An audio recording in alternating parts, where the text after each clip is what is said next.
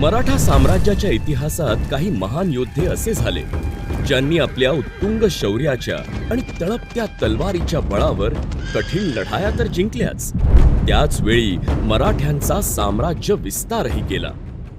श्रीमंत रघुजी भोसले ज्यांनी मराठ्यांचा भगवा दख्खन पलीकडे फडकवला. गोंडवाना ते नागपूर, ओडिसा ते बंगाल, त्यांच्या तलवारीने मराठा साम्राज्याची हद्द पूर्वेपर्यंत कोरली. प्रथम रघुजीराजे भोसले यांचं नाव कोरलेली ही तलवार मराठा साम्राज्याचं शौर्य, पराक्रम आणि आपल्या सगळ्यांचा अभिमान जगासमोर दाखवणारी, प्रत्यक्ष साक्ष देणारी ही तलवार आहे. ही श्रीमंत रघुजी भोसले यांची ऐतिहासिक तलवार अनेक दशकं परदेशात होती.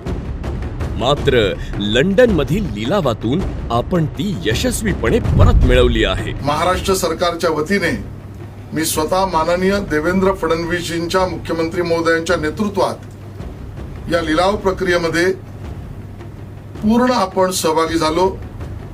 आपल्या मालकीची, महाराष्ट्र सरकारच्या मालकीची ही आपण आता मिळवली आणि आज तो दैदिप्यमान सोहळा आहे.